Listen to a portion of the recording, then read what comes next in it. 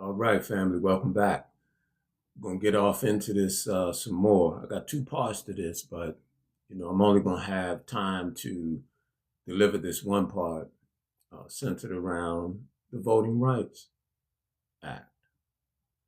And as you all have said, Black votes matter,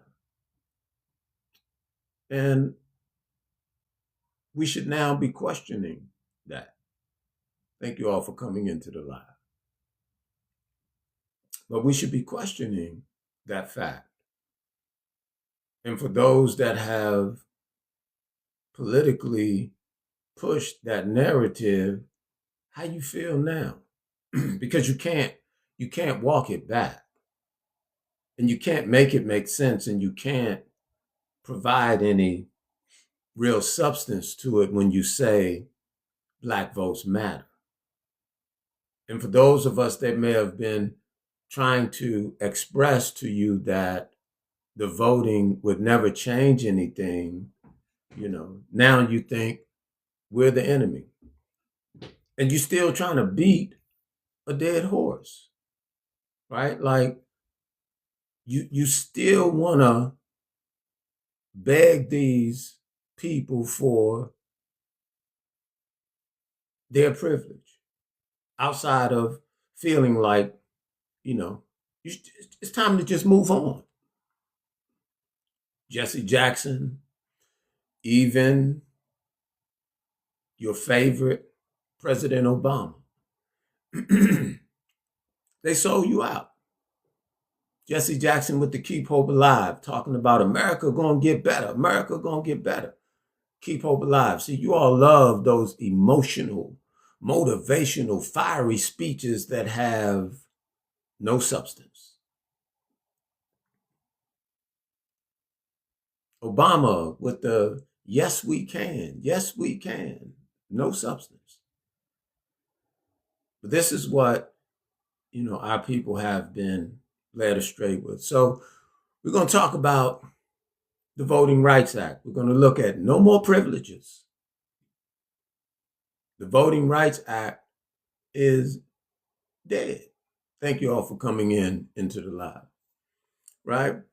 So I'm gonna start off, first with Lamentations, and then I'm gonna go into some other thoughts that I've written down. But you need to see this verse right here, based on Lamentations, that speaks prophetically to what's happening now. And I've tied some other biblical verses in there to show how it was written that these things would transpire, but because we've been, misled and misdirected, through their institutions, even their religions, for that, we've been played the fool.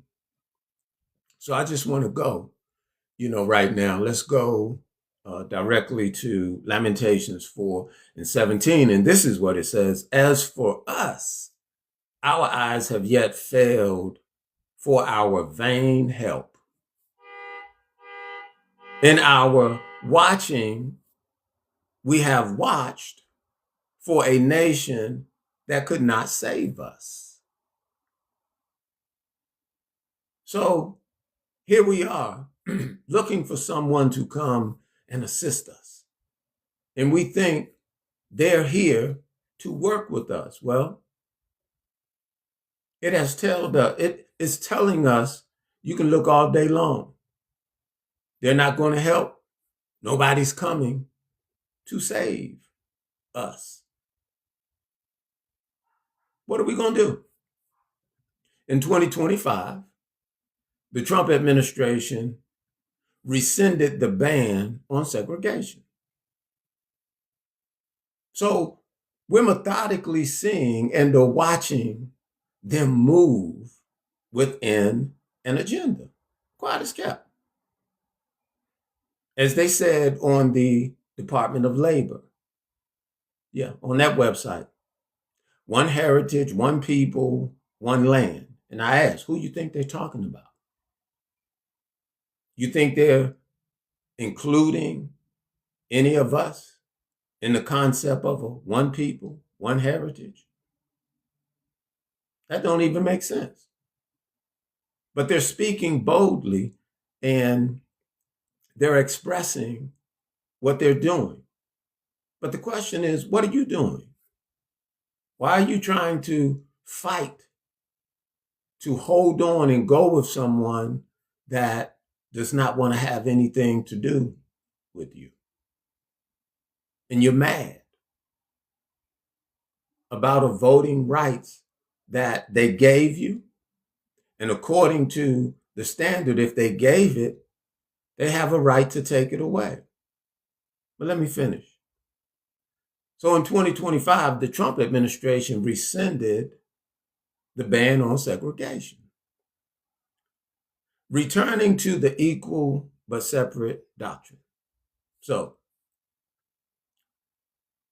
this is or should be forcing us to consider or reconsider self-determination, reclaiming autonomy, and all through decolonization. You all don't want to have that conversation about decolonization, but it's a necessary conversation to have now, seeing that they're stripping away everything. They're now strong. They've utilized the 60 years to entrench themselves to where now they're unstoppable. And they're just methodically moving along while you sit back and cry and ask why are they doing this and somebody needs to stop it. Who's the somebody? But we need to consider decolonization. Those conversations, on this platform have been held as we talk about Resolution 1514, 1541, 73E, and coming to understand the strategy to move towards independence, self-determination, reclaiming autonomy. But you all want to keep your heads so far up the anus of the oppressor. It's incredibly insane. But they're continuing to show you they have no love for you. So, decolonization, we need to look at this through decolonization and the forced demand for the returning of resources to the people. So, through decolonization, we can position ourselves to have control over the resources we need to govern ourselves. Somebody better call Jasmine Crockett. Somebody better reach out to Candace Owens, one on the left, one on the right. And hell, you might even want to find somebody in the middle and let them know this is what time it is. This is not the first time that they've eradicated Black folks from out of the system of their government. They did this once before in the 1800s. I know because I personally saw the documentation in the archives. I was there. I pulled out the file. This was in the 90s. I pulled out the files and I saw all the names of the Negroes. That's how they classified the people at that time that were removed from their seats of governance. This ain't the first time, right? So here, we had the NPR. Segregated facilities are no longer explicitly banned in federal contracts. This was March 18, 2025. So you all, for some reason, act as if you're blindsided by this, when they've been lining this thing up since last year. The federal government no longer explicitly prohibits contractors from having segregated restaurants, waiting rooms, and drinking fountains. You all see where this is going? Or you going to keep waiting for the NAACP? Maybe Ben Crump. Maybe Al Sharpton. Like I said, Jesse Jackson gone. He sold you out. Obama sold you out. All of your leaders and all of your political admiration and those that are in position, where are they? What advice are they giving outside of we need to vote?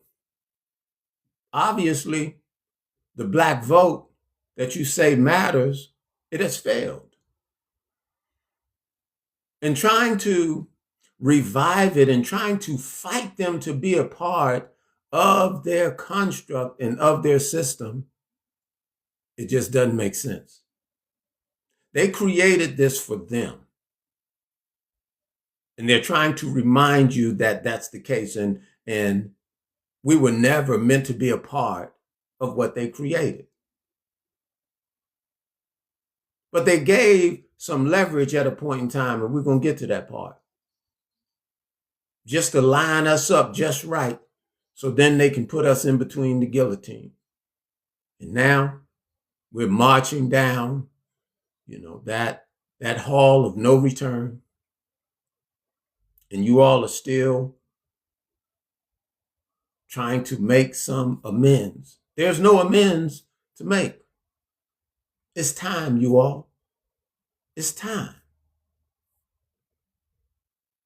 The Supreme Court has agreed with the executive branch and the current administration to strip away the privilege of civil rights and the privilege to vote, which too many of you have mistakenly thought was a right. Folks on videos crying, they can't do this to our right. I'll write this, I'll write that. You all are confused. You all are miseducated, misled. A civil right is not a right, it's a privilege. They can give it, they can take it away. The Voting Rights Act is not a right, it's a privilege. Although they call it voting right, that's just a title. But it's not an unalienable right. It's a privilege. So you can't be mad that they're taking their privilege away. We allow for ourselves to assimilate within their process, and this is like a reaction from assimilation. They're still in control.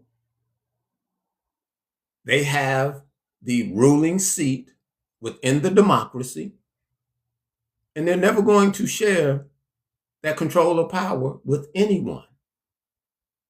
Never. And I don't blame them.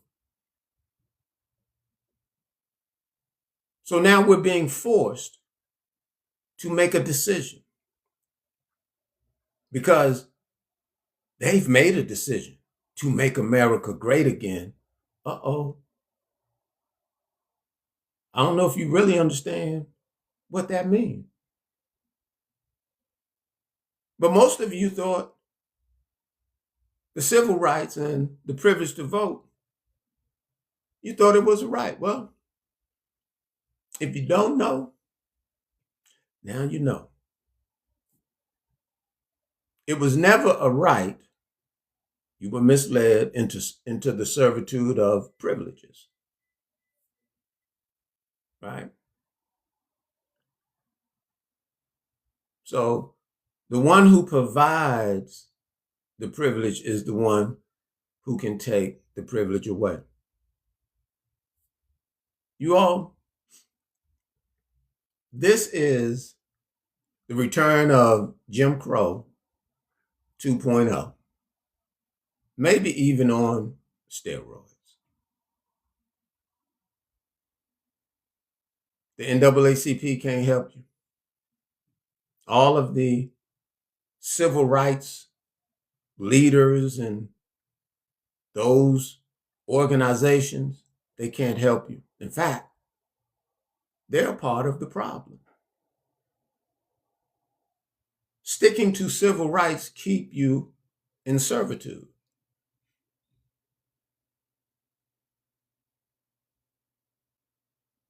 You all have not yet realized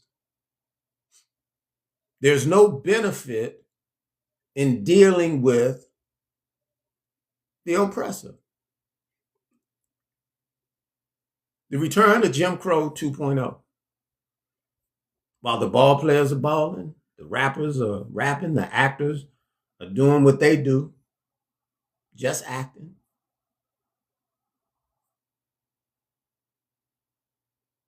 Everybody's watching and doing nothing, helping the return of Jim Crow. The rappers, the ball players, the actors, they're helping to expedite the return of Jim Crow. Even in their silence, millionaires, billionaires within the industry are afraid to use their resources to help their own people. So they sit back and they just watch.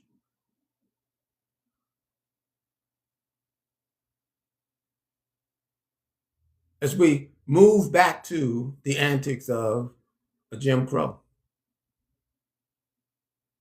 So they watch and they do nothing, helping the return of Jim Crow.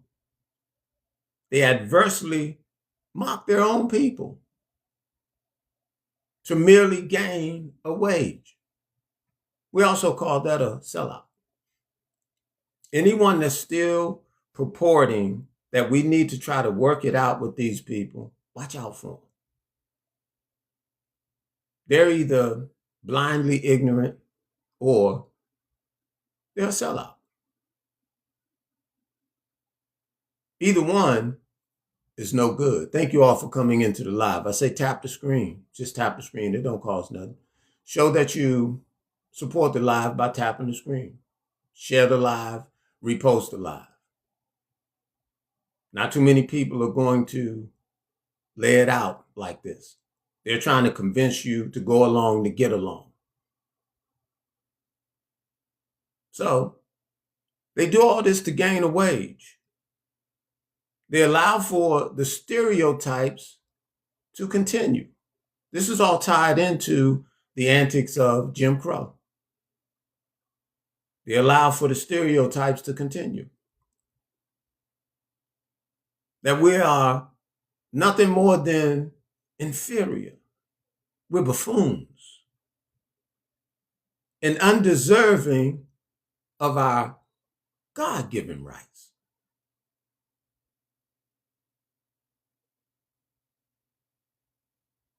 So I'm just telling you, in this time, right now, if anyone is telling you to still consider how to repair and fix what is broken amidst and or in dealing with them, watch out.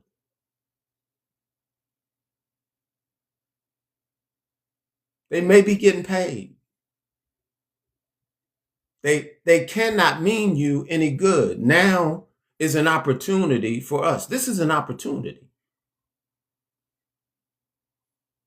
And I know you're probably waiting for their experts and or their professionals to tell you and or to show you in some manner and or in some way what can be done, but don't wait. I'm going to do everything I can right now to make it as real and as clear as possible. Even tying in some writings from antiquity as I go into Habakkuk 1:9. He says, they shall come all for violence. Their faces shall sup up as in the east wind, and they shall gather the captivity as the sands. And this is how they've dealt with us. Through deception, through violence. They've held us within the afflictions of the oppressions and, within different degrees of captivity, even through their policies and their politics. Number 10, it says, and they shall scoff at the kings, meaning they laugh at our leaders. They laugh at the people that we think are in power, those that we feel have so much money and so prestige. And the princes shall be scorned unto them, like they don't give a damn about nobody that we position as in representation to us, that we hold in a high regard. They shall deride every stronghold, for they shall heap dust and take it. It says, then shall his mind change, and he shall pass over and offend, imputing this his power unto his God. See, their God is the God of unrighteousness, lies, deception, theft. If you can't see it, then you just don't want to see it.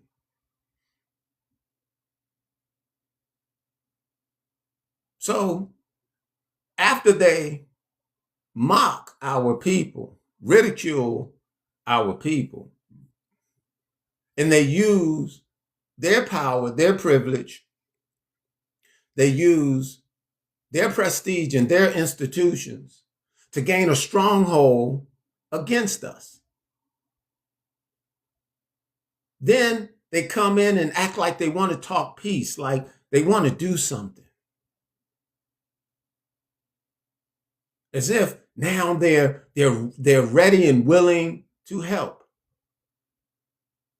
And this is what they do, but all the time, they're setting us up.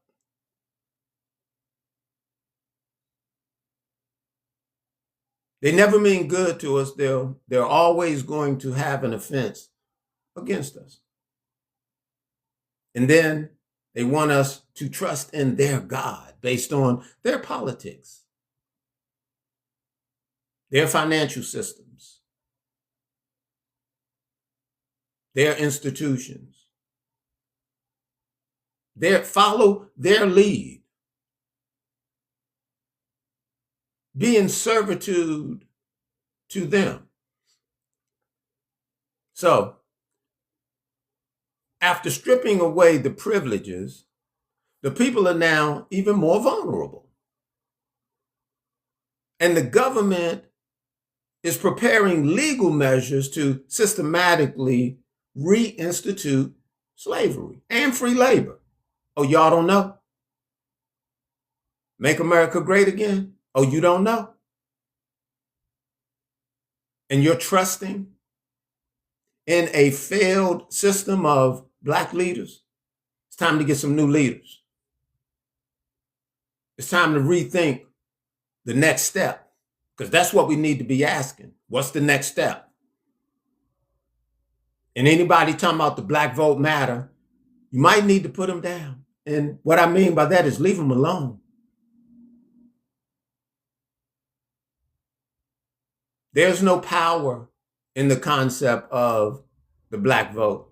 And see, they allowed for that to run for a certain period in time because they used it to keep the people tight, to keep the people close until they were ready to whack-a-mole. But they're looking to reinstitute slavery and free labor.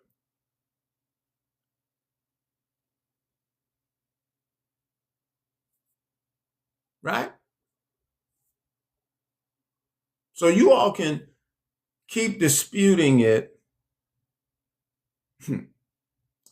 as another day draws us closer into their planned reality.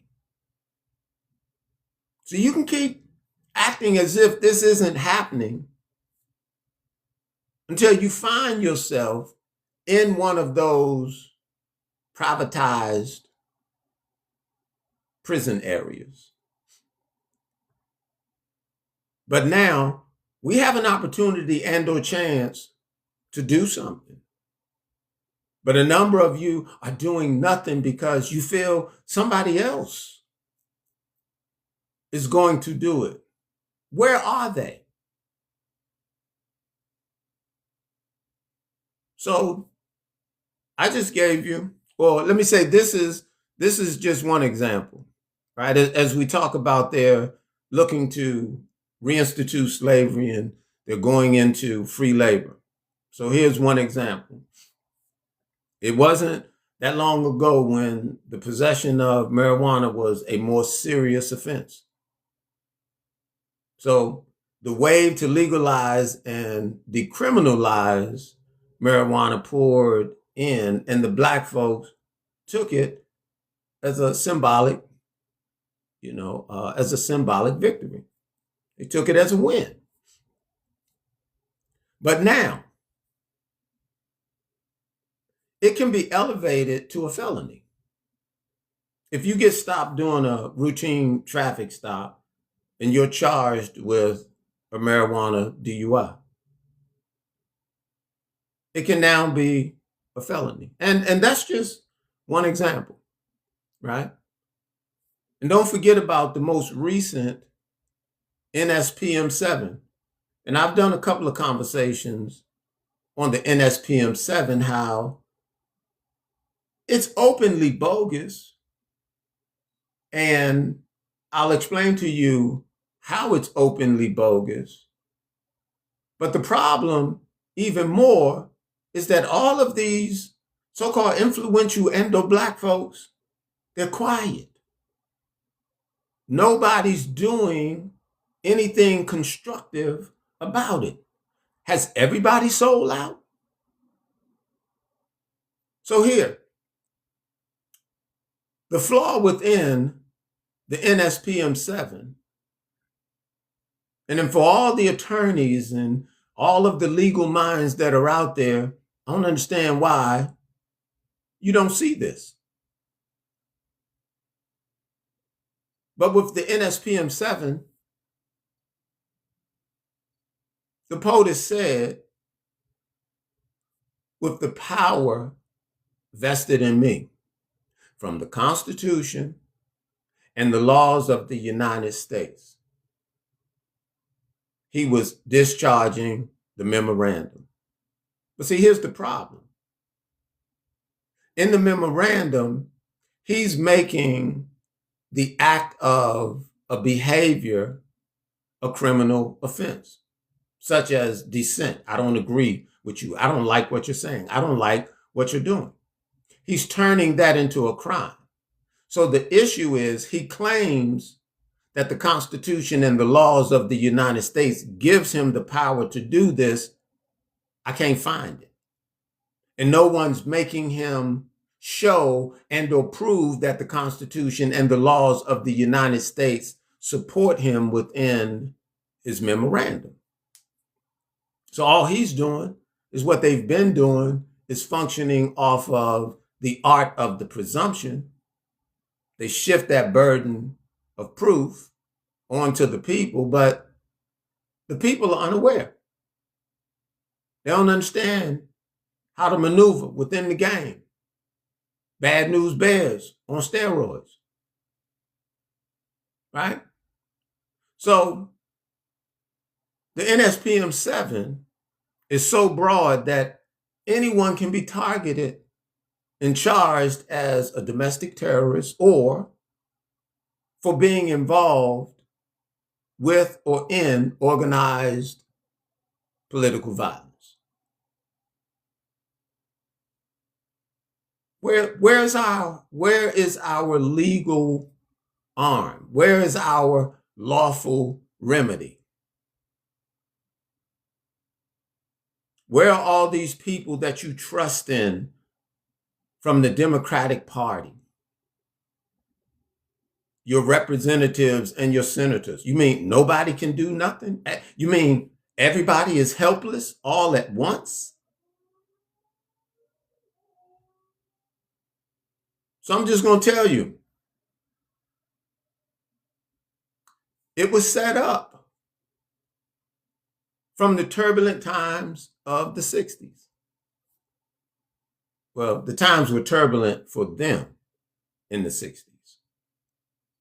This is when LBJ, a Democrat, because y'all refuse to acknowledge that this monster, this beast, has one body and two heads. The Republicans and the Democrats. But this was LBJ. He noted that civil rights would strategically tie the people in for the next 50 years. Strategically, he noted this. So it was a plan, even in the 60s, to get to this point. So now I want to take you real quick to Isaiah 32 and 6. Just want to kind of show how certain things are written and none of your pastors, bishops, none of your theologians, nobody is explaining how these things have already been expressed, that we will fall into these traps. And more importantly, like really understanding how we can avoid these things. But you trust in their systems. You trust in their religion, centered around maintaining the European superiority. That's what Jesse Jackson meant. Keep hope alive. Man, it's going to get better. That was a lie. Yes, we can. That was a lie. It's not happening. But here, your pastors are silent. Your bishops are silent. Everybody has been rendered powerless all at once. Well, if I'm wrong, show me the indication or point me into the direction where there's activity to be proactive and to do something besides crying because you can't vote or they've gerrymandered and or shifted the districts. There's no success with that. But Isaiah 32 and 6, because you're talking about the Democrats back in the 60s. Now you're talking about the Republicans today in 2026.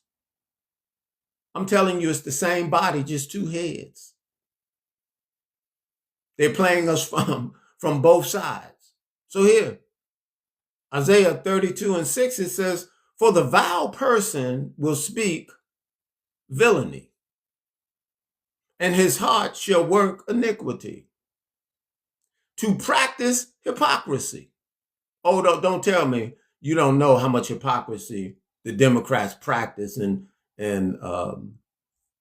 Lyndon B. Johnson when he provided the civil rights. Don't tell me you don't understand how much hypocrisy was practiced. Oh, and don't just want to forget it because you're a registered Democrat. Oh, we have to maintain all of this information to understand the game is up. And anybody that continues to want to hold hands within this construct, within this system, you're a fool. You're an intelligent fool for them. You're a tool and you can't be trusted. He said their heart will work iniquity, to practice hypocrisy, and to utter error against the Lord. Now, to utter error against the Lord is basically speaking to continue to lead the people to do other than what is righteous. We're going to keep people focused on the corruption. We're going to keep them distracted. within the lies, the political theater, the narrative traps. He said to make empty the souls of the hungry. And he will cause them to drink of the thirsty fail. Meaning they're not going to do you anything good. It says the instruments also of the cherub, talking about the Republicans, are evil. He devised wicked devices to destroy the poor with lying words, even when the needy speak right. So here we are explaining that we should be able to function as a people, but they use lying words. Oh, if you don't know Donald Trump is the world's greatest liar, something wrong with you. But that's just today. But they've been lying, since their existence. I'm just using a couple of more, of the most recent instances from both sides, the Democrats and the Republicans. There's no forgiveness for the betrayal, for the atrocities. He says, but the liberal devise liberal things, because you all think this Democratic Party in 4 more years and we just need to get the orange man out. We're being warned within writings of antiquity. Oh, but y'all don't listen. Y'all don't believe none of that. And this is why we're in the position and or place we're in, because Jesse Jackson was a reverend himself. He ignored all of this and sold you out for the money. But the liberal devise liberal things. And by liberal things, he shall stand, such as civil rights. We're gonna give the people civil rights. And then we're gonna take them away. But we ain't gonna tell them. We ain't gonna tell them we're gonna take it away. So we have made lies our refuge. We've been hiding under falsehood. Our people made a covenant with hell and with death. And to this, like we're still trying to maintain the agreement. And let's look at Isaiah 28 and 18. And it tells us, and your covenant with death shall be disannulled. Oh, no more Voting Rights Act.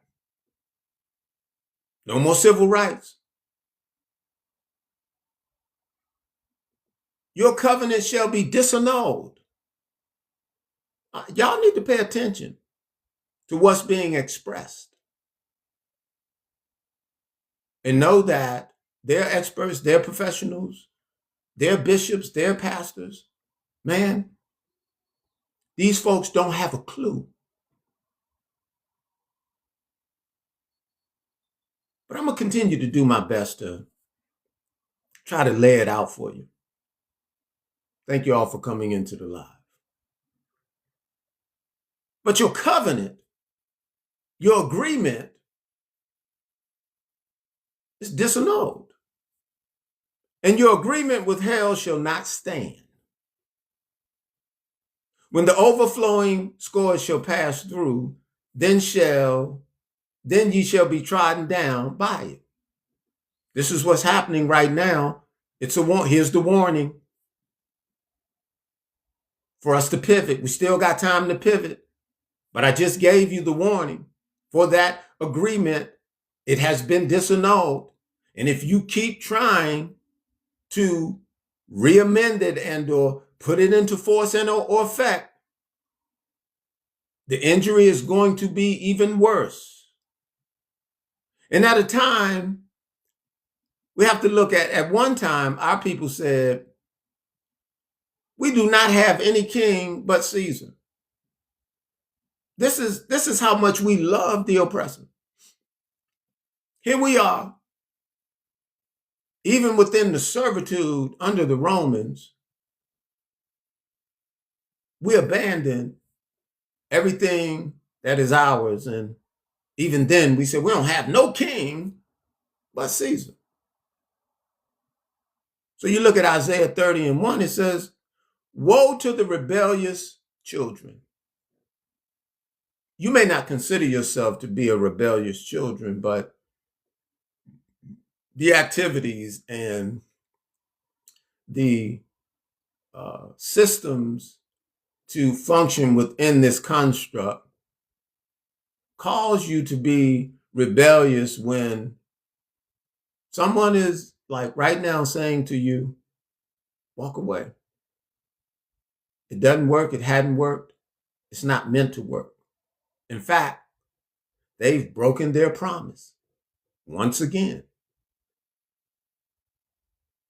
because their God, even within their Christianity, is a lying God, a deceitful God.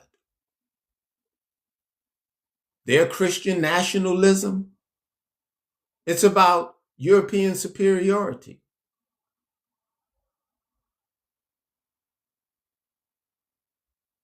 It's not meant for us. They believe, according to their God, their way of life, that we should be in servitude to them forever. And they continue to train our people to reinforce European superiority. But I'm here to tell you, woe to the rebellious children, saith the Lord. Say righteousness. Woe to the rebellious children that take counsel, because we're listening to them. We're not trying to follow the principles of righteousness. We're trying to follow their principles within corruption. We're listening to liars. In fact, people who we know are liars and are no good, but we just keep trying to think we can make something good out of it.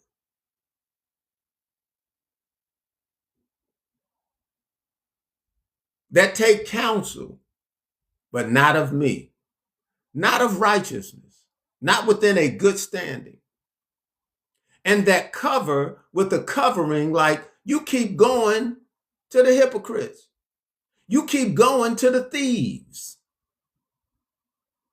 But not of my spirit, meaning not of a spirit of truth and or justice. You keep going to a people that have a consistent track record of being liars. People who will take your life, steal your land, take your heritage and claim to be your people or to act as if they're you. $5 Indians, State of Israel, and there are others.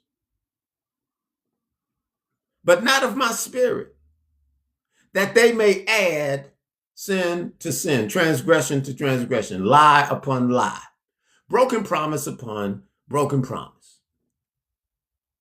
Nevertheless, to quiet the noise, you all, they pacified the situation by providing the privilege of civil rights. That's what LBJ did, the Democrat. When he said strategically, man, this is the time to get these folk civil rights. Make them feel like we're doing something for them. We just need a little more time to reset. They kind of caught us. They kind of caught us off guard. They dazed us.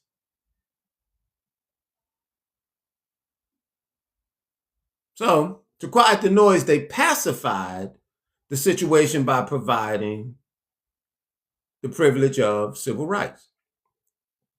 And they made the promise to deliver the Great Society. Do you all remember LBJ and the Great Society? Lyndon B. Johnson, he promised to give you the Great Society during a turbulent time. This is the hypocrite. This is the liar. This is the Democrat. Oh, you can't forgive them. They're all the same. Back then and now. Oh, it don't matter. You have more black faces within the party. Obviously, they're not doing nothing now. What good are they? They're not fixing and/or correcting anything. They're just helping to continue pacifying the situation until they come to their last breath to tell you, oh, my hands are tied. I can't do anything. Oh, I've heard it before. So, LBJ made the promise to deliver the Great Society. But the catch for the Great Society was it would take 50 years to deliver. Now, check this out. He already strategically noted during that turbulent time, if we give these people civil rights, we'll have them locked in for 50 years. And then he turns around with the brilliant plan of a great society and then tell you it's going to take 50 years to deliver. Y'all don't see the game?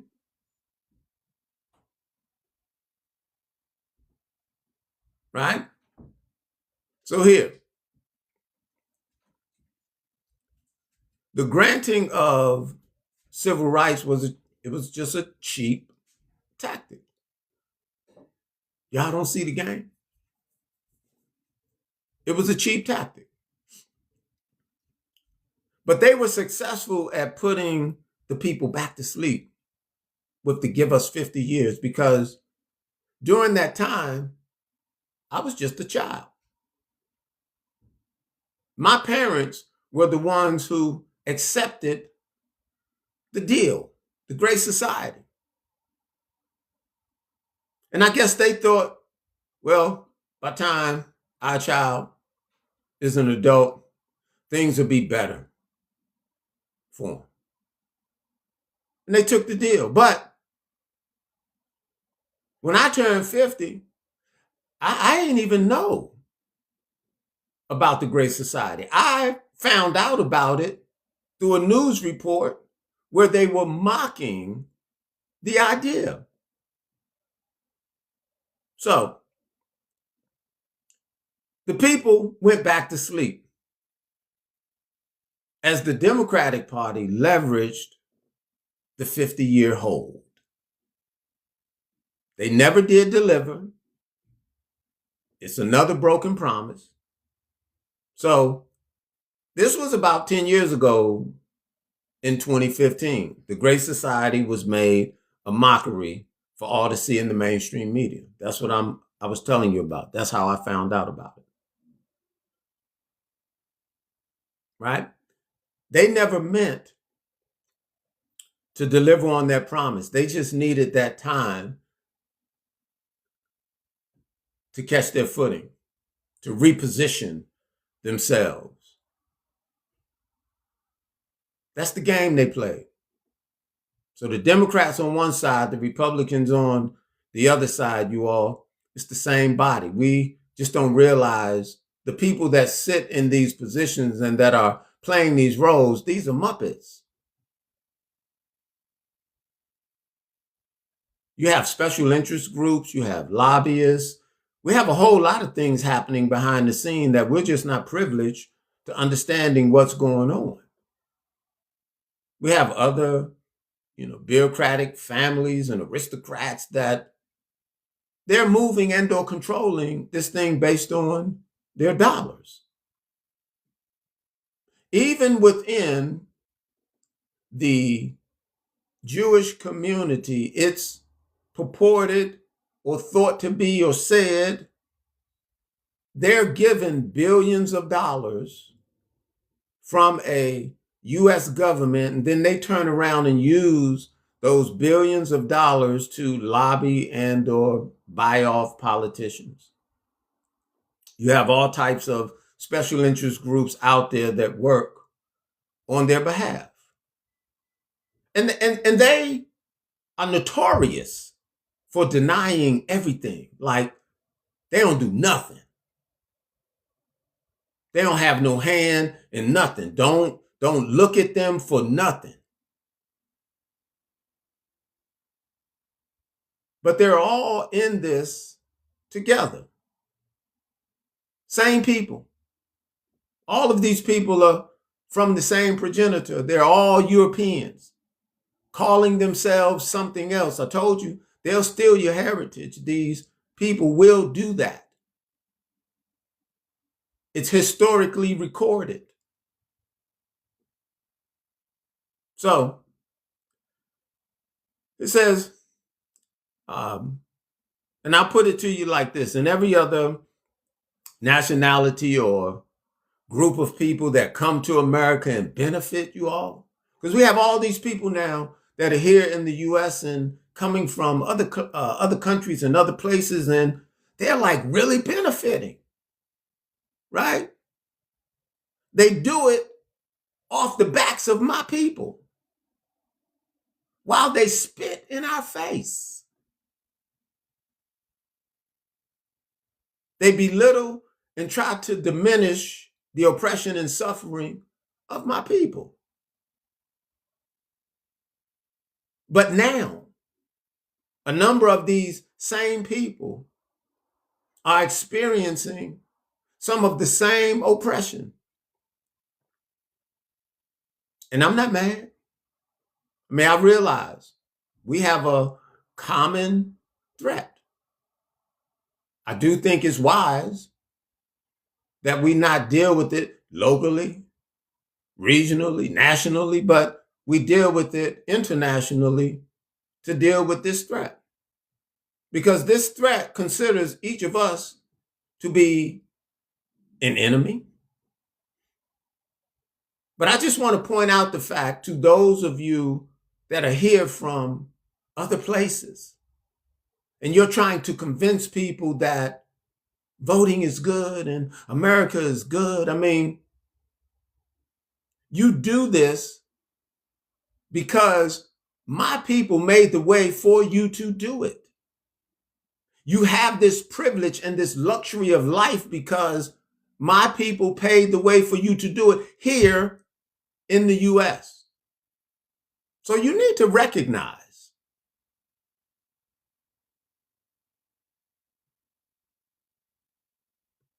it's 2026 now. And the people are still asleep. My people. Y'all still asleep. But y'all say y'all woke. But y'all still asleep. Although encouraged to propagate the long-standing myth that the black vote matters, y'all still asleep. And it's a right that our ancestors gave their lives for. Y'all still asleep.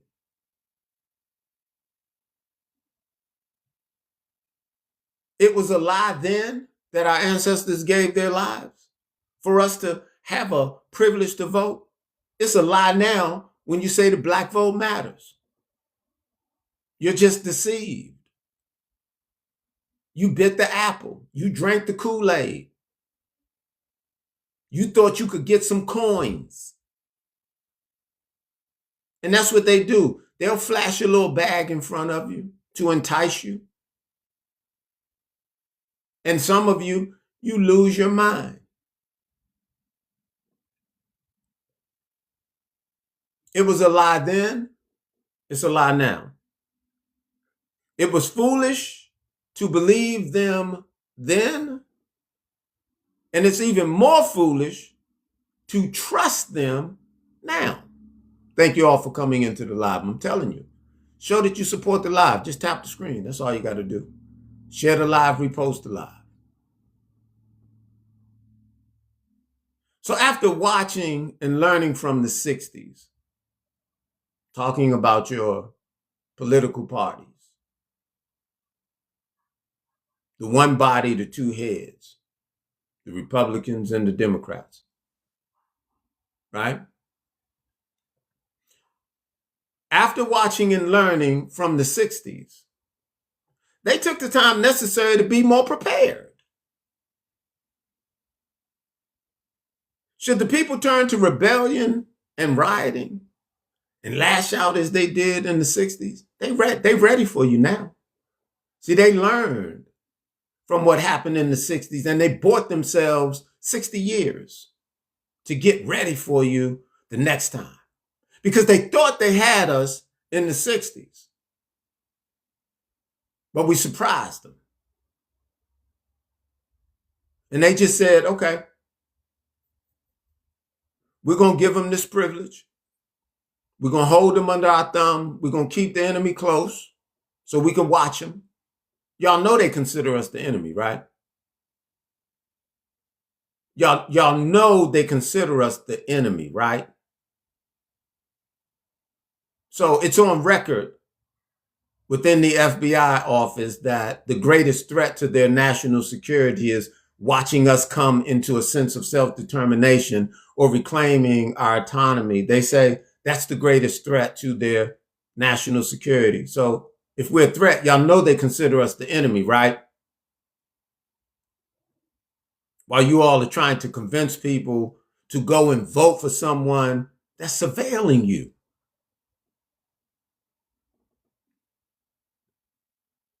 So, how much more do you need to see before you realize they don't have any love for you? And you will never have a controlling seat in their democracy. Never. I don't care how much you vote. You can gerrymander or you can undo it, and they're still not going to allow you to have a controlling seat within their democracy. It was not created for that purpose. Oh, I don't apologize that their experts and their professionals didn't explain to you the interest of a government or their agenda. I mean, I know you've never seen it, but it's not within the interest to give someone else a controlling seat within what they created for them.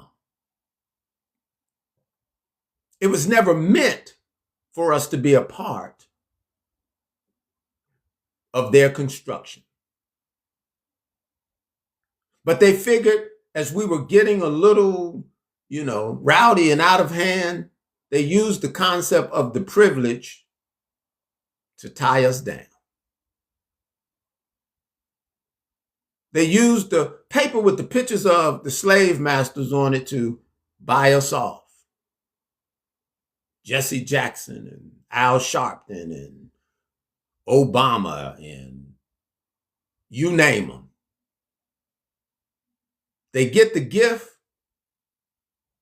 and it destroys their mind. Ecclesiastes 7 and 7, it says, the oppression should make a wise man mad, and it tells you, but the gift destroys the heart. So they know to make you feel as if there's no oppression, there's no affliction. It's like they're going to use, hey, just give him a little bit of money.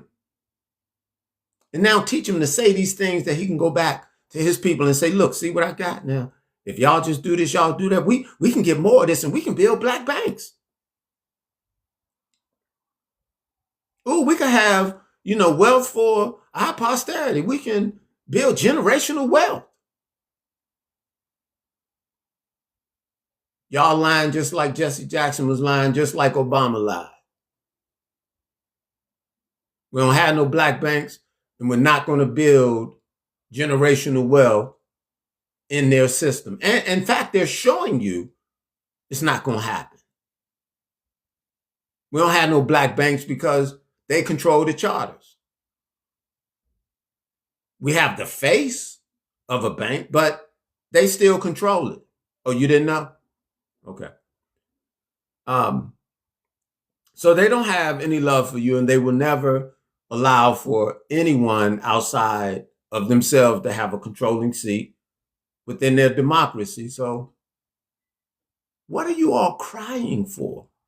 Some of you are literally crying on these videos because you couldn't vote, because they don't want to play with you no more. It was not created with the intention in mind that anyone else should have a controlling seat. And they're not willing to make an exception for you now. What you mad about? Let's just go across the street and do our own thing. I'm not trying to like nobody that does not like me. I do not want to talk to anyone that does not want to talk to me. I'm not trying to get favor from the oppressor. They're done. They're done with you. They're done with us. Leave them alone. We have the intellect and we have the power to govern our own affairs. We've done it for them all these years. It's just now time to turn that interest and the agenda into something that we can stand for and we can do. And know how to use the premise and or the principles of decolonization to then make them turn over the resources back to the people. Oh, they'll get to have some, but they won't get to control all of it. And see, they try to make you feel like if you leave them, you'll be nothing. Isn't that the mindset of an abuser? Like you'll be nothing without me. So we have to understand that we do have things in position and or place that we can actually thrive, but we can't do it in the manner and or principle of how they do it. We really do have to be different.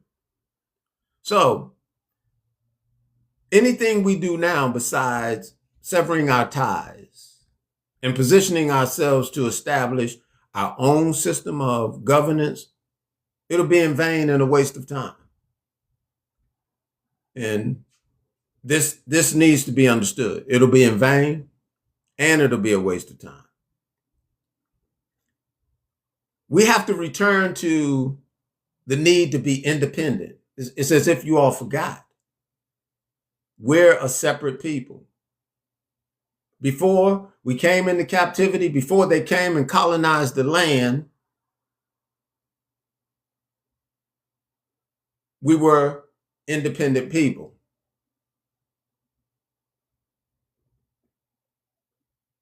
We need to return to the need to be independent, self-determination, reclaiming autonomy. Now, that's what our ancestors gave their lives for. Did you forget? Or maybe they just never mentioned it to you. But our ancestors did not give their lives for us to be trapped within the servitude of a privilege, to then be in this position, in this place, at this time right now. They didn't give their lives for us to be right here. They gave their lives so that we could be independent, so that we could have self-determination. That's what they were fighting for. They were fighting for us to be independent. And somewhere along the way, the whispers of civil rights became an overwhelming persuasion and the ultimate influence in the end. It's a trick. It's a trick. And those who know, they should talk about it. See, it's still true. We see the house is on fire. Yet we continue to send our people into the blaze.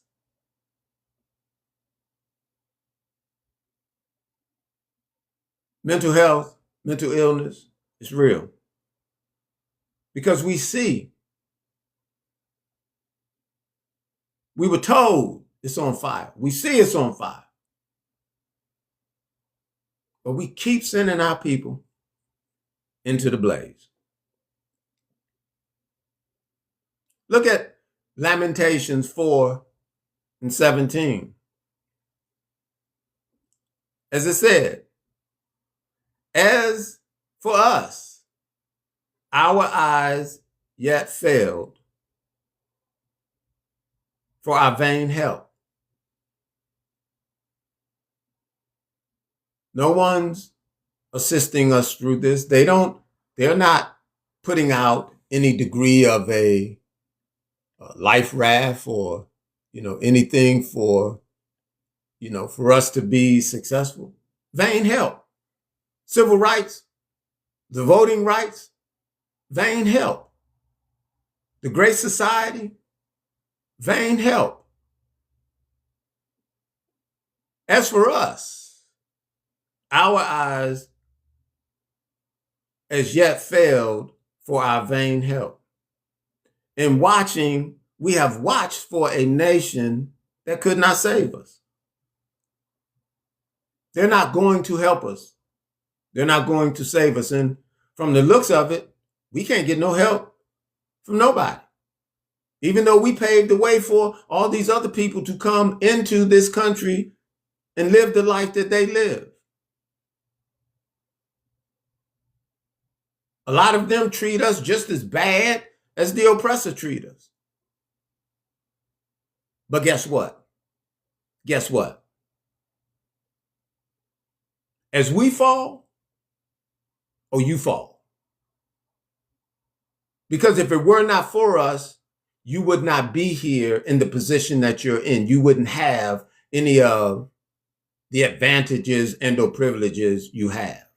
Oh, that's a fact. That's a truth. I'm not trying to be arrogant, prideful, or boastful. I just want y'all to put some respect on the name. And come to understand, we've been dealing with this a lot longer than a number of you. We're at the forefront of this. And as I said, we're now just starting to see it across, the waters and with other people, the Palestinians and the Iranians. And I empathize. Or better yet, I sympathize with what's happening to anybody that's under the oppression. Because it was happening to us first, right here. And we just need you to acknowledge it. And we need you to understand, just as we acknowledge your pain and your suffering, you need to acknowledge our pain and our suffering. And to the degrees that we've dealt with the loss of life, the strategic manner to reduce populations, the lack of education and food and water, and look at Flint, Michigan. So I know what's happening right now, in Gaza, it's bad. I know what's happening with Iran, it's bad. But y'all need to understand what has happened here to us, it's bad. It's been bad. So I don't wish this bad on any of you. In fact, I spend my time even trying to reach out to you and say, we need to build bridges. Bridges from the national to international point that we can strategically fight this together. So no more just talking about it from one angle or one point. We have to look at this in solidarity to deal with this threat collectively, right? So there's no nation coming to save us. Yet we refuse to stand for self-governance and obedience to righteousness. That's going to be our difference. If we don't deal with self-governance to the obedience of righteousness, guess what? We'll be no better than them. We'll be just as big as liars and thieves and, being unaccountable and having a respect for the law. If you got Epstein money, then, you might get a bypass. You might bypass. I mean, we'll be just as corrupt as them.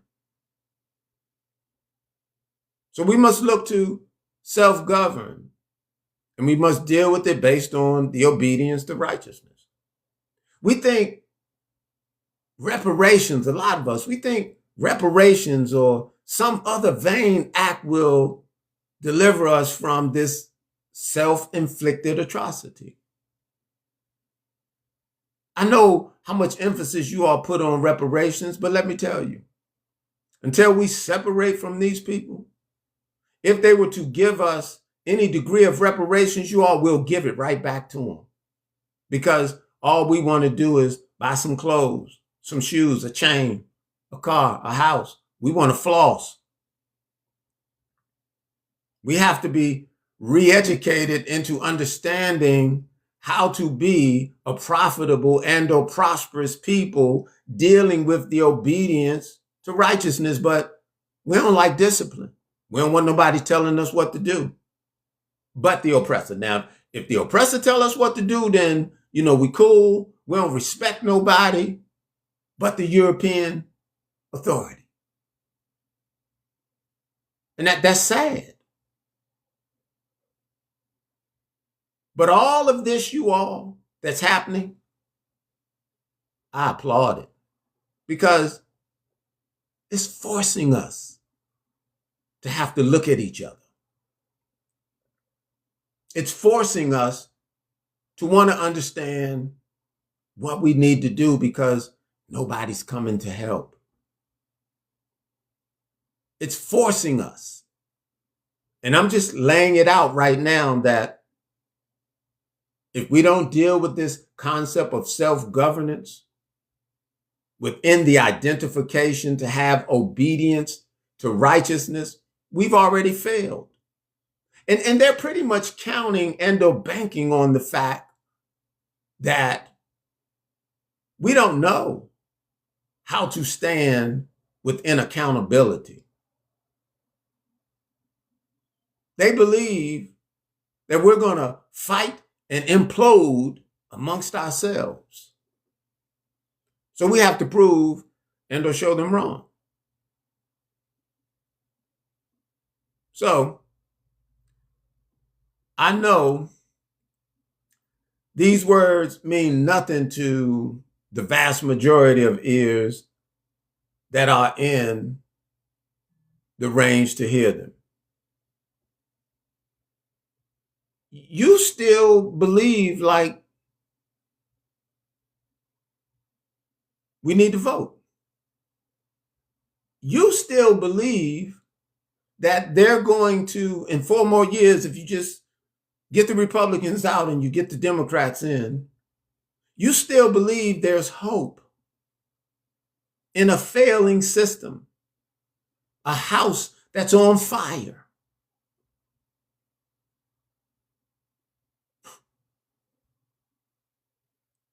And for some reason, you reject this as I'm telling you about governing in righteousness.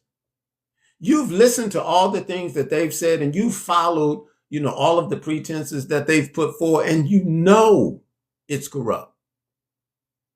But you learned it and you did it well. You ain't say nothing. You kept your head down, kept your mouth shut, and you was just as corrupt as they are.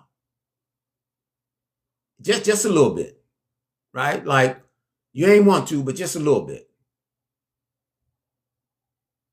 But you can't help but be corrupt within a system that's corrupt because anybody and everything within it It's corrupt. That's just how it is. You can't bring a good thing, out of a thing that's no good. And like I said, for some reason, this you reject. And it says, and it shall come to pass, you reject this right here. It shall come to pass, if thou shalt hearken diligently to the voice of the Lord thy God. Now, to the voice of the Lord thy God means to the voice of righteousness. That thing I keep saying, we need to know what the difference is, because when I read this and it say the voice of the Lord thy God, a number of y'all go into the world of religion. And I'm not talking about nobody's religion, because all of their religions are a trick. All of their religions, they made those religions to maintain their superiority. These writings have nothing to do with the religion, although that's what they turned it into, but that's what they do. They pollute and they corrupt things. So we have to be able to see beyond the veil that they've put in front of our face to then understand truly what's being said or how we can maneuver. So in this, it said we should hearken diligently to the voice of the Lord our God, meaning to the voice of righteousness. We should want to serve righteously, not like them in corruption. It said to observe and to do all his commandments, which I command thee this day. And see right there, a number of y'all done fell over in your chair backwards. But again, when it comes to their commandments, their policies, their procedures, you're breaking your neck to try to understand and how to figure them out and how to do them and even go and vote 4 more years.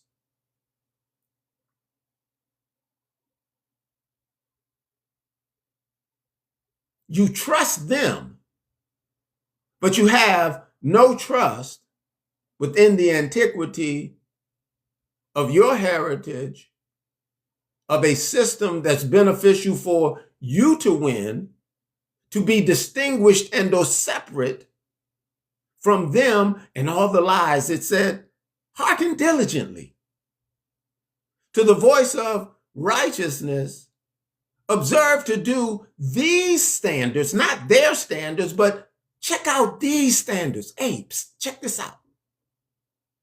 Check out these commandments, which I command you this day. And it says, and the Lord thy God, or righteousness, depending on righteousness, standing on discipline, it said, will set thee on high above all the nations. Oh, you don't believe that? That sounds like really strange to your ears. But that's the solution. Because if we do anything else, we're acting no different than the oppressor. We now have to train ourselves to understand the tenets of discipline. I'll talk about that later. Let me keep going. But he says, he'll put us on high above all the nations of the earth. This is unfathomable, unrealistic. But yet and still, many of you are convinced, even after all the years of symbolic progress, that voting can usher in salvation and solve the long-standing issues between opposing people in the name of democracy. You all, this is insane. You know the old saying? To do the same thing over and over and keep expecting different results. Y'all know how that go? Y'all need to write that down. And y'all need to tell somebody. This is insane. Doing the same thing over and over and expecting you're going to get some different result. Somebody need to tell Jasmine Crockett, Candace Owens and whoever else you can find in the middle, and all these people that are trying to continue to uphold their democracy. You need to let them know. It's not for us. So they'll smile at us, right? But you've not read that within their DNA, they have no love for us. They'll smile at us. Some of them, they're nice. And, I know you can't just look at everybody and put them all in the bag, but it's like Muhammad Ali said, it's a room full of snakes in there. And you want me to try to guess which one gonna bite? So they'll smile at us, but you've not yet read within their DNA, they have no love for us. They continue to show us and prove to us. They have a perpetual hatred for us. It's written. But your pastors and your leaders, they don't share these things with you because they're more wrapped up in the degree of money or finances that they can get. They're a part of the problem. They'll look at this, and I've had some of your pastors and bishops to say, I can't have this conversation with the congregation. And that's because these institutions have sold out for the money. Unbeknownst to you. They won't really express that. But some of us, we've heard it. You know what I'm talking about. But they have a perpetual hatred for us. Thank you all for coming into the live. Share the live, repost the live. I appreciate you all for tapping the screen. That's how you show you support the live. So, we know they have a perpetual hatred for us. And we're such a loving people.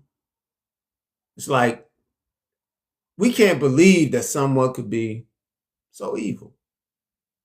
And y'all, I'm coming to the end. I'm coming to the close. And I have a part 2 for this, which is more centered around just straight biblical scriptures to even show even more how these things are expressed, what we're dealing with, and also trying to let us know where the solution is. But you're going to have to get out of the mind frame centered around the indoctrination, they've corrupted these writings. No, they haven't corrupted these writings. What they've done is created a different narrative around the writings and made it that you can't understand the writings, but by the grace of the Creator, I have eyes to see.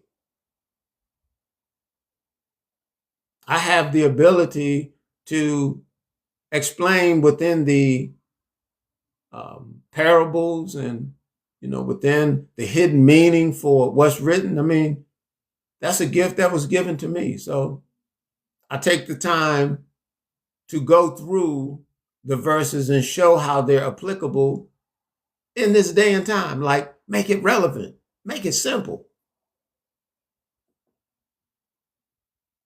So I'll come back with a part 2 as we continue to talk about the Voting Rights Act. And we look at Black votes matter. Like, really? Still? Y'all still, really still trying to push that and promote that? Still trying to tell people, go register, go vote. And you got people that's going to vote and they're telling them, your name ain't even on the list. They're scrubbing names off the list. How much more do you need to see to understand they're not playing with you?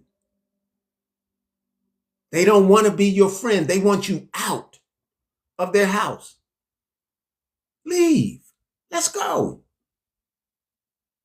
Let's go right across the street, you all. We ain't got to go back to Africa. See, they're here based on a treaty, 13 colonies. Manifest Destiny is way out of proportion. They took it too far. We can shut that down lawfully, legally. We got the documentation. It's okay to let them have their little right within the scope of the degree of their colonies, but all that other stuff, they stole that. They just haven't been challenged. And this is why decolonization is so real, because we can stand on that and strip them of that power, of that position. They don't have any right outside of what a treaty provided them. Manifest Destiny, oh, they did that on their own. Oh, I know. The experts and professionals and the historians, they ain't nobody ever explained it to you. I know. Because they want you to believe there's nothing you can do. They have the whole United States all wrapped up in a bag. See, they're liars. They're thieves. Do you expect for a thief to tell you he stole, or a liar to tell you the truth? But when you follow the information, the documentation, and you really come to understand these things are written, these things are recorded, then they can only function based on what's applicable. And see, they've shifted the burden of proof based on the presumption that they made that they can do what they do. They're waiting for us to stand up and act like adults.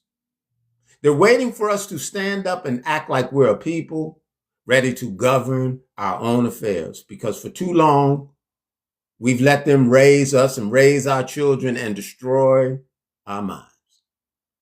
But I'll say this last thing, and then I'm going to close out for today. And I thank you all for coming into the live. Because we're such a loving people, we can't believe that someone could be so evil. But yet they thrive off of our ignorance, and for us to be, and us being naive. They thrive off of these things.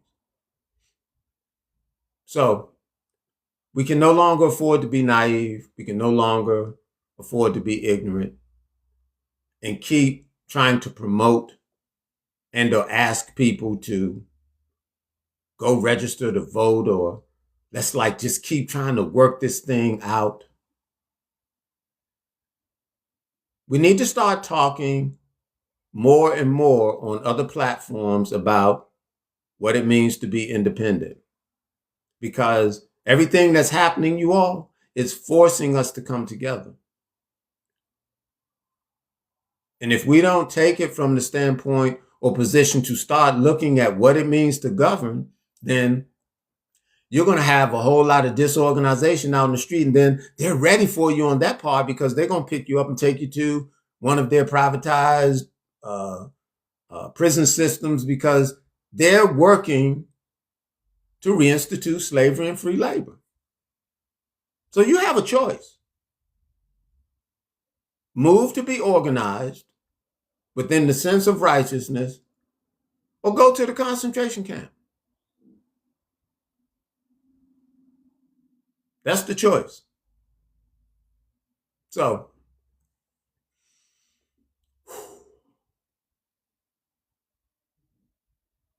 I thank you all for coming, into the live. Thank you for sharing the live. I thank you for reposting the live. But now we need to spread this conversation across platforms and talk about the difference between integration, assimilation, and outright liberation.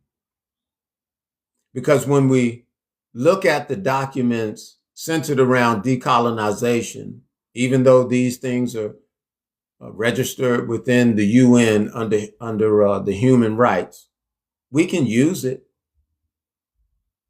A civil right, human right, unalienable right, these things are different. Throw the civil rights in the trash. We can use a human right to work within the unalienable right. But you all, the unalienable right, that's our power, because they can't give it, they can't take it, they can't make any laws, to do anything to it or against it. That's why self-determination is not something we got to ask them, can we do it? Reclaiming autonomy is not something we have to ask them if we can do it. You're also used to trying to go and ask, when everything that I'm talking to you about is understanding the power that we have to do something as a people based on our right, not a civil right. A civil right, yeah, you got to go ask because they gave it to you, they can take it away from you. But we don't need to ask permission to be independent. We don't need to ask for permission, understanding the paramount duty of government is to protect. When we come to realize that within that duty they're failing to protect it, it reads, a people then have a right to protect themselves. Even within their doctrine and the Declaration of Independence, they talk about if a government gets to a point to where it's not recognizing the fundamental rights of the people, then the people have a right and a revolutionary duty to make a change. But y'all still trying to hold on to these folks like they're going to change their mind. No, they've already made their decision and you're not in the picture. We're not in the picture. So let's let it go. Let's start talking about the difference between integration, assimilation, and liberation, understanding the doctrines of decolonization, 1514, 1541, 73E. And we have to understand new terminology based on what a state is and what heads of state are and how these things are even considered and or documented as people with rights and abilities. And make it on the record formally that we're doing what we're doing. But y'all want to get on these platforms and talk nonsense all night, all day. But when we start talking about doing this work, yeah, everybody busy. But you know what? That's coming to a quick end. Because pretty soon, you ain't going to have no job. You ain't going to have no health care. You ain't going to be able to pay your rent, your mortgage. Oh, they can ready to show you. They're going to be kicking your door in. All these things are like in the set to take place as if we don't position a body that represents us, then we would be even more of a stateless people. I say even more because we're a stateless people now, but they were at least willing to like take care of us through the privilege. Now they're removing the privilege and they're like kicking our ass out on the street. We really about to be homeless. As a people, homeless. So we just need to really look at it. And I'm having this conversation or have been having this conversation and have been working, behind the scenes to bring these things into fruition. It's just interesting to me that for all the time that I've been spending having this conversation, none of y'all were interested. And it's because we're just a reactionary people. We hate to be proactive. And I mean reactionary like we need to wait until they kick the door in to then say, oh, we got to do something. And that's unfortunate with and or for a number of us that it has to come to this point to get bad, so bad that we have no other option but to turn to one another. But let's do it in righteousness. Because if we do it in any other manner that we're not holding each other accountable, we're going to injure ourselves even more. And that's what they're banking on. So I'm going to stop right there. I want to thank you all, for coming. I have a part two, for this, but I think I've, been talking now for quite a bit and I'm going to take a break. And when I get ready for part two, you all can come and check it out, or I'll let you get a link to the YouTube channel. where I'll post these things. The YouTube channel is Protection Against Search and Seizure, right? You may go to YouTube and do at PASS .2K. That should get you to the website. To the YouTube channel. At PASS.2K. I believe it's .2K. If it's not .2K, it's 2K. PASS2K or .2K. But you look up Protection Against Search and Seizure on YouTube. We'll put that at PASS.2K. That'll take you to where I've had other conversations, even about decolonization, even talking about the voting right. Even there, you'll go and you can hear where I'm talking about the NSPM 7 and really what we can do to not let that be a problem for us. But again, we have to move in a measure to be proactive, because they're moving in a measure to be proactive, but with a negative spin on it, basically saying, because they're trying to turn dissent and or behavior into a crime, their proactive thing is to say, oh, you're over there having this conversation about, anti-Christianity or anti, the migration policy, or you're not agreeing with us, so we're considering you someone that's being involved in organized political violence, so we need to get you before you do something. Well, that's not lawful. Although they're trying to make it legal, it's corrupt. The Constitution nor the laws of the United States didn't give nobody the power to do what they're doing. But they're waiting for us to challenge these things, within the courts. And this is why they systematically threatened the law firms and said they were going to take money from them so that they would just make it more difficult for people to have a remedy. And this is why we have to now build our own systems to deal with this. They're not going to give us any money to fight them. But look at all of the, millionaires, billionaires we got. They should be pouring in to these conversations. But we have to be strategic now how we deal with this. Otherwise, we're just waiting for the lottery, for our number to come up, and, they're hauling us off. And now we want somebody to come and get us, and, oh, they're doing us wrong. And they've been doing us wrong. Right? So let's use the little bit of time we got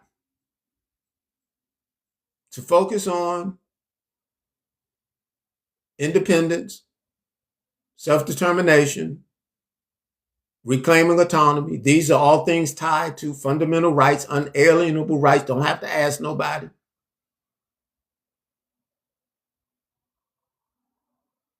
Brilliant minds like a Jasmine Crockett or Candace Owens and so many others out there need to start using the minds to understand how to govern within our own construct.